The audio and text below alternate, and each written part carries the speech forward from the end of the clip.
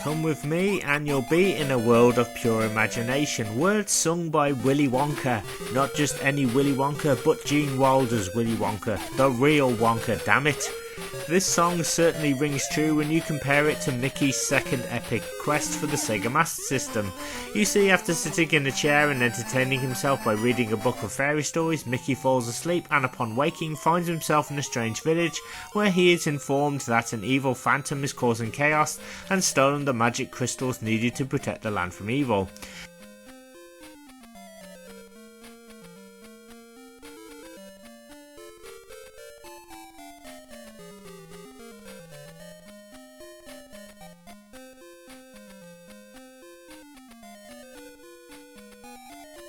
With no time to figure out how he got there or even if he can get back to his own world, Mickey rolls up his sleeves and boldly accepts to help rid this fairy tale world of the Phantom and free the inhabitants from his evil spells.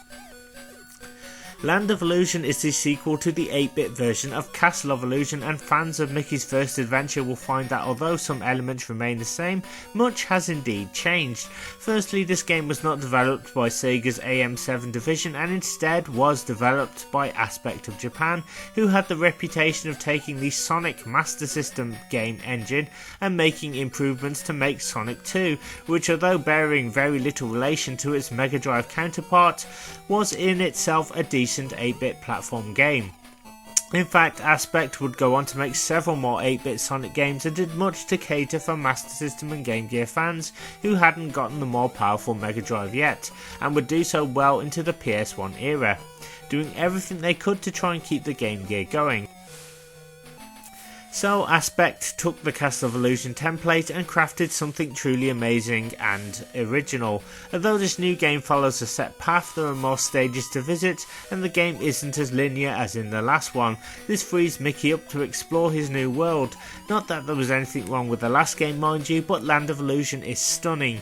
Each stage has been carefully designed and Aspect have really pushed the game engine to create brighter colours, more diverse enemies and a cast of familiar Disney characters whom Mickey meets on his travels.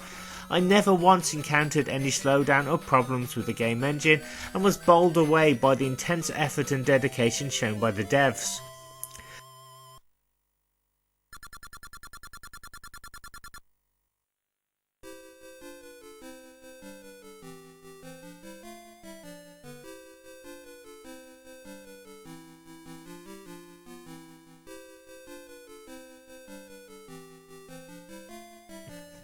One thing that really stands out though is that it's clear that Aspect were really wowed by Castle of Illusion, and this is reflected in their decisions to keep the point-sized mouse's power meter intact and the treasure chests and power-ups primarily the same. It not only helps to keep things familiar, but at the same time it helps the player also adapt to the new challenges. Mickey's sprite has also undergone some changes, and whilst his movements are pretty much the same from the original game, he does look a little bit smaller and thinner. So you'll be butt bouncing on baddies, using those familiar tiny Mickey barrels and dealing with a wee smattering of RPG elements. You see, whereas Castle of Illusion required you to have collected all of the gems of the rainbow to open Miserabel's level, Land of Illusion has Mickey complete and revisit certain levels in order to open up new paths. The plucky mouse will need to collect a range of items to allow him to access these new areas, and this is where the imagination part really kicks in, because Mickey will be able to get his hands on a shrinking potion which is vital to get through the tiny cavern stage, a rope to climb a series of cliffs, cloud shoes so he can stand on clouds, a magic bean to make a beanstalk grow, and secret power stars to fill up his health meter, allowing him to take more damage and further increasing the probability for success in this game. Plus, adding to the fact that most levels have a puzzle element that can only be figured out by having one of said items, and you have on the surface a fantastic game. So there is a lot of back and forth action taking place, which is not in the least bit tedious or annoying. Quite the contrary, the gameplay is just so much fun and magical, and trying to figure out what you need to do is simple and straightforward and really rewarding. You'll be working your way through areas such as a lush forest, a deadly flower field, several castles, a desert. Aspect have also thrown in a ton of secrets in each stage, and even within its puzzles make it clear what you must do and where you need to go. In fact, I'm so surprised that so much has been packed into this tiny cart that after it was all over I wanted to play more. There are now far more bosses to fight and each one is different and varies in attack patterns and look. Once again, the solutions to beating them are really simple, and while some may want a bit more challenge, I really didn't mind this in the slightest. Land of Illusion is a game that kids and adults both can enjoy and play. There's a nice balance of platforming and puzzling and subliminal encouragement from Aspect, as the further you get through the game, the more you are rewarded. There are some tricky moments, particularly in the Phantom's Castle.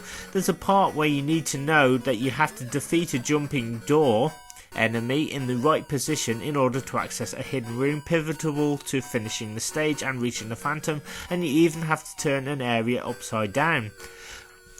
Whilst I played this for the first time, I really hated its design and layout. However, upon reflecting on my experiences, I quickly realised that this stage is a work of genius. It's very innovative and again very imaginative.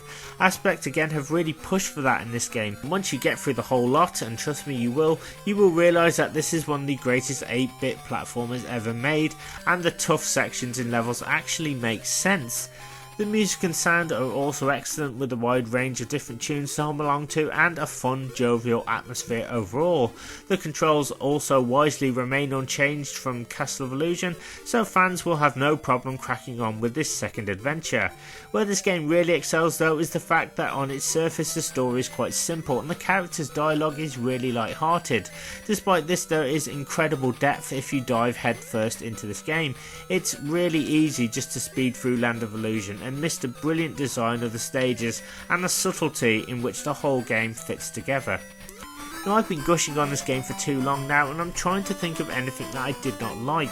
If I had to be really nitpicky, it would be that I didn't like the fact that now Mickey has an air meter when swimming, and sometimes this can be a problem, particularly in this second stage where swimming becomes a chore and I die time and time again. But even that little point is addressed by Aspect, as you merely must revisit the stage later once the tide is out, and this makes the stage far easier than before. Again, most of the frustrations I had were with the water sections, but once again, having had time to reflect, they really get the player having to think quickly and create a greater sense of urgency than in the first game.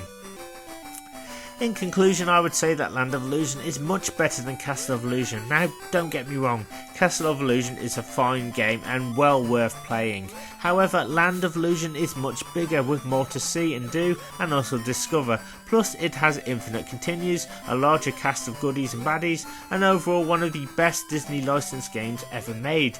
If you haven't played it, go out and buy it, play it in full, and you'll see that Land of Illusion not only provides a solid engrossing game, but is also one of the best imaginative experiences ever. Okay, I just want to say thank you so much for watching my review, and I will see you next time.